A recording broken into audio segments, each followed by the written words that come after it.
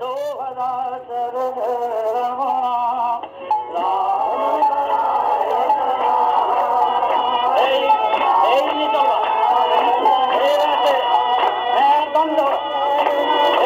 বলবে রাম নারায়ণ রাম নারায়ণ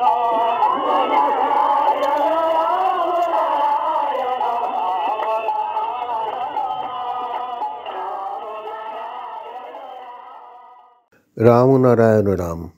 প্রিয় সুধীবৃন্দ, ঠাকুর বালক ব্রহ্মচারী মহারাজের এই অমূল্য বাণী খুবই গুরুত্বপূর্ণ।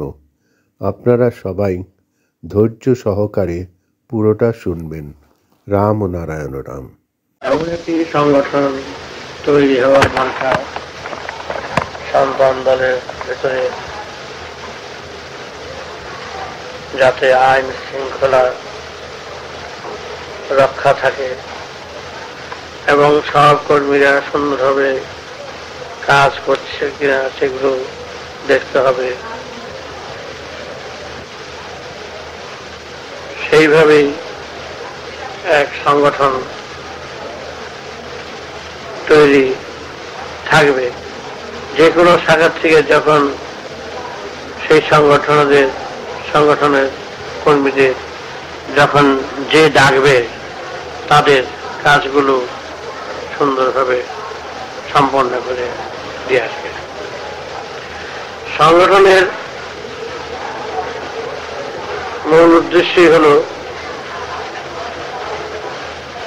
তারা এমনভাবে প্রস্তুতি নিয়ে থাকবে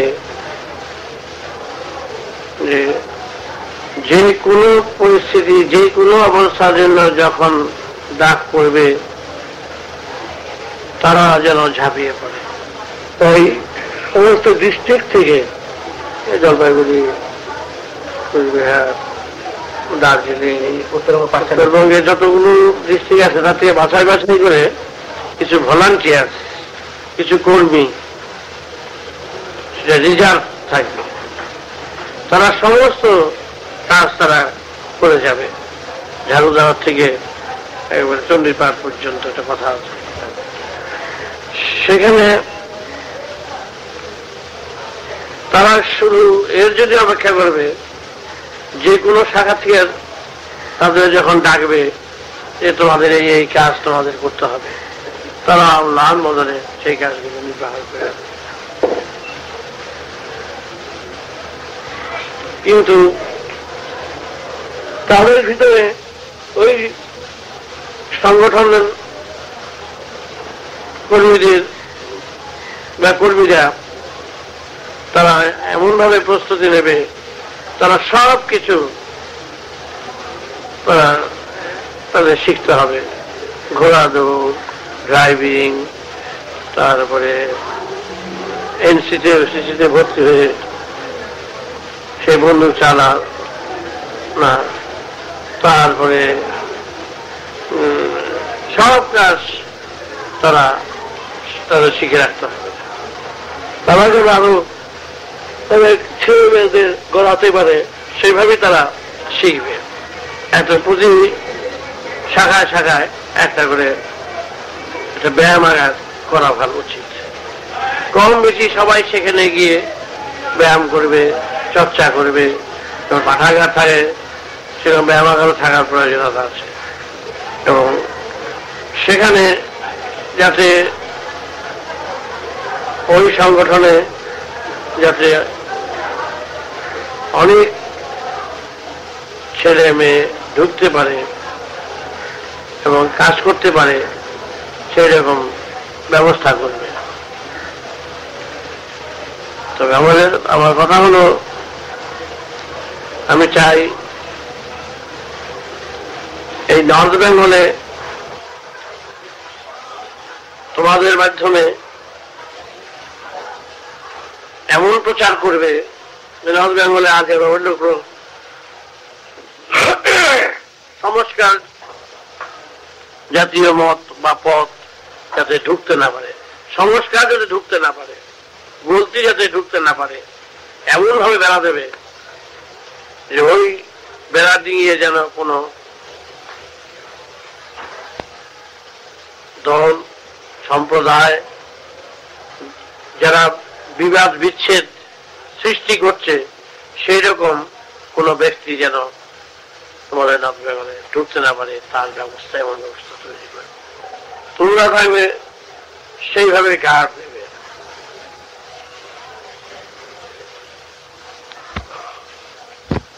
তাই তোমরা সম্মেলন করো, এই কর্মী সম্মেলন করো, বাছাই বাছাই করে কিছু প্রথম ছেলেদের নিয়ে একটা সংগঠন করো। সেই সংগঠনের মাধ্যমে যখন নানা রকম অপপ্রচার হয়, এখন আজ থেকে নয়, শিশু বয়স থেকে এই উপদ্রব ঝঞ্ঝট আমার উপর আসছে। যখন 7, 8, 9, 10 বছর তখন থেকে ঝড় আমার উপর আসছে। তখন অল্প বয়স ছিল, সেই ঝড়ের চেহারা ছিল, রূপ ছিল এরকম, ঘরে সাপ ছেড়ে দিয়েছে, লঘু ফুটো করে দিয়েছিল, আরো অনেক। আবার এই কাজ তোমার কাছে আমি একেবারে বাদনা বাইটা কাজ করে যদি সবসময় দেই, আমার কাজ নষ্ট হয়ে যাবে। আর বৃহৎ কাজের জন্য অনেক আঘাত তোমাদের পেতে হবে, বাপ বেটা ঝগড়া হোক, সুতরাং সেইভাবে তোমরা কাজ করবে। আমি কখনো ফাঁকি ঝুঁকি দেই না, ফাঁকি ঝুঁকির মধ্যে আমি নাই। যা করো বলে করো, না করে কোনো কাজ আমি করবো না, পরিষ্কার।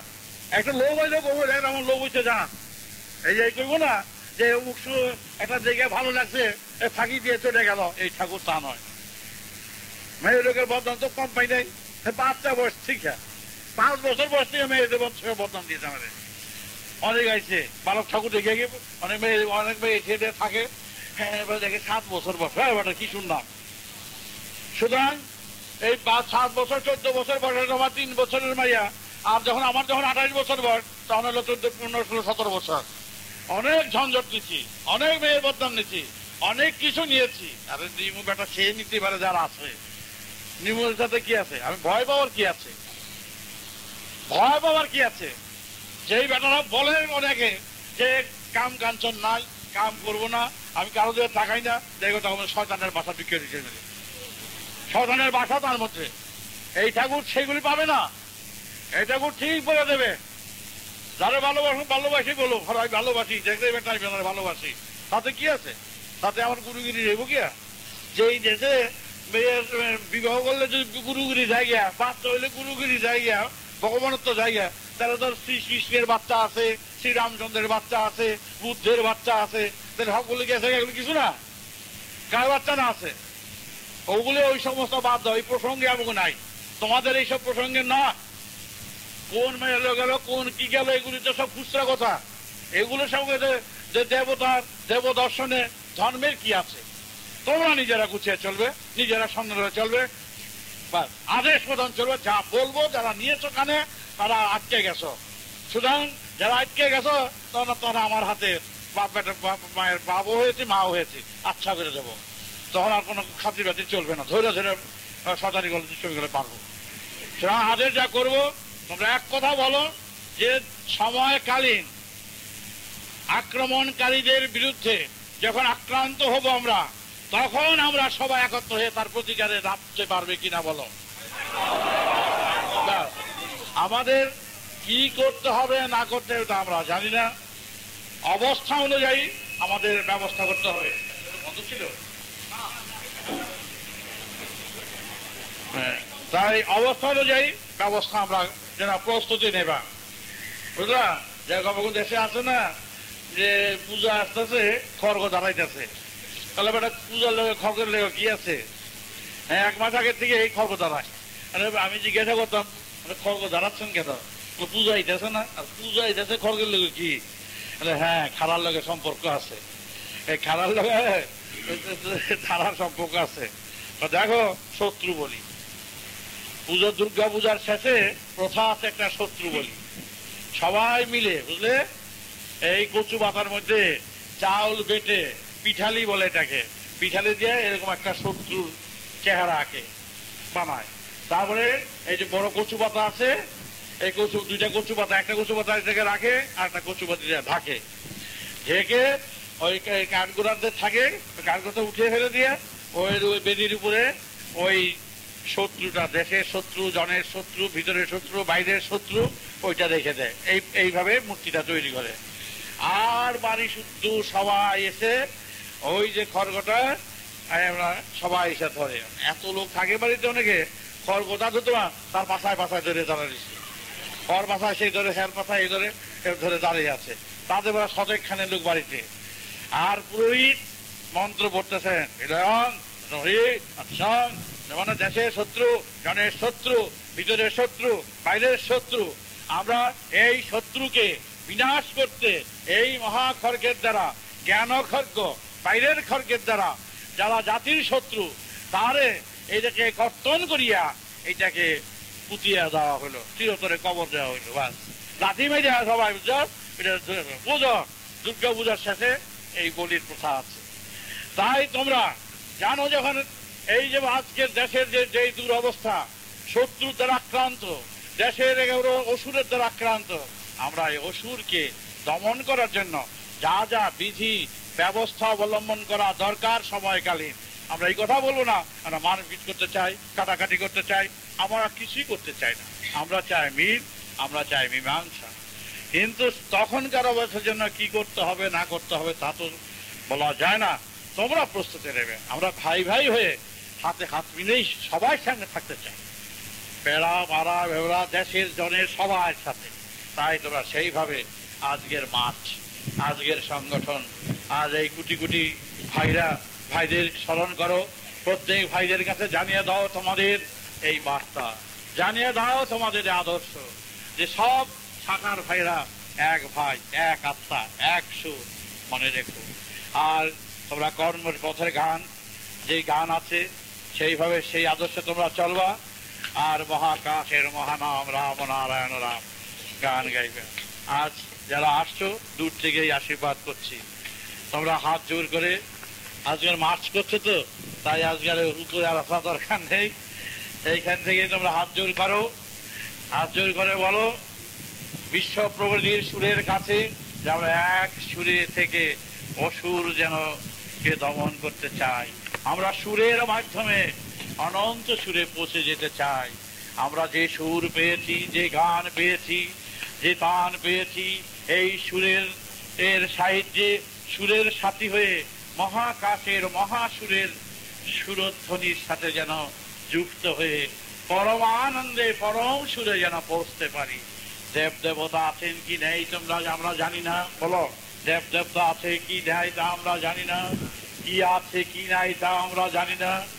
আমাদের পরম পিতা জানিয়ে দিয়েছেন এই সুর থেকে সৃষ্টি, সুর থেকেই লয়, সুরের মাধ্যমেই আমাদের পথ, সুরেই আমাদের লয়, সুরেই আমাদের আরম্ভ, সুরেই আমাদের গান। সেই গানের মাধ্যমে আমরা মহাকাশে পৌঁছতে পারি। তারই পথিক আমরা, যাত্রীক আমরা। আমরা অন্য কিছু জানি না, অন্য কিছু বুঝি না, ভগবান আছেন কি নেই তা জানি না, কেউ দেখেছেন কিনা তা বুঝতে পারছি না। যাহা জানি না সেই পথ মারাবো না, আমরা সেই পথের পথিক হব। যাহা জানবো, যাহা বুঝবো, বুঝতে বুঝতে যাব, সেই পথের পথিক আমরা হব।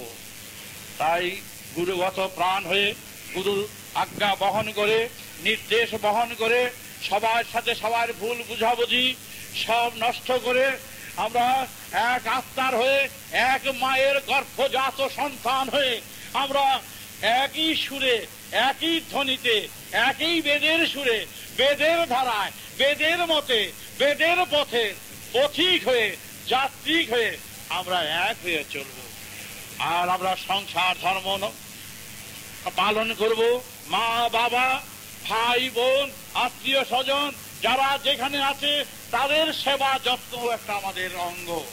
তাদের দুঃখ দেব না, অযথা সন্দেহ করব না, অযথা নেশাবান করব না, অযথা অশান্তি করব না। ঘর রক্ষা করে আমরা এই কাজ করব।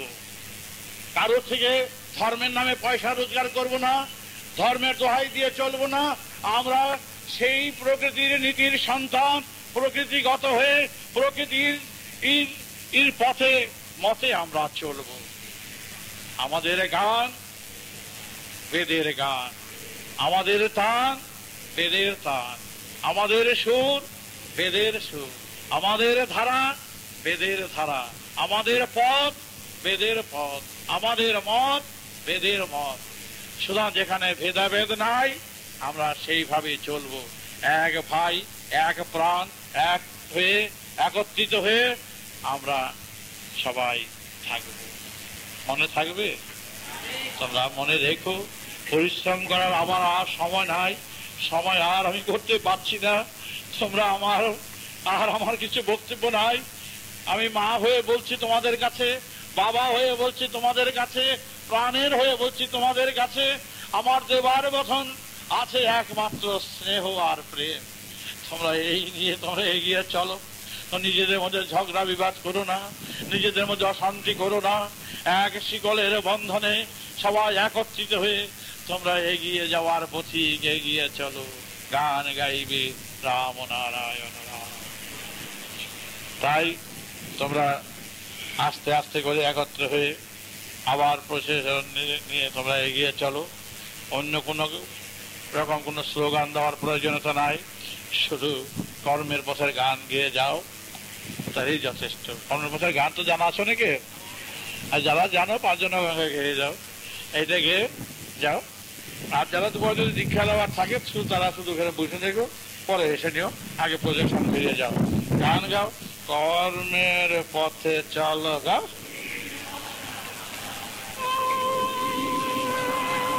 যাও আস্তে আস্তে বেরিয়ে দাও, গেট খুলে দাও।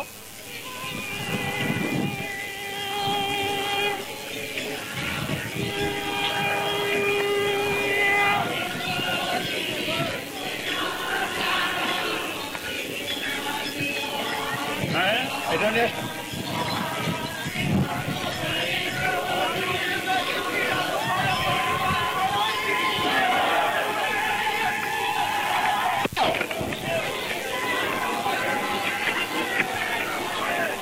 সবাই এক যাত্রী হয়ে যাও।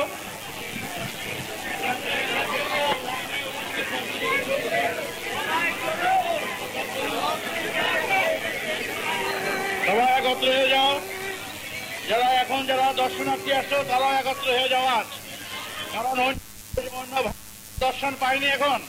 তাই এই ভাইদের সাথে একসাথী হও। একমাত্র দীক্ষা যারা নেবে তারা সেই কয়জন যেন থাকে, তাদের সাথে আত্মীয় যারা তারা থাকতে পারবে।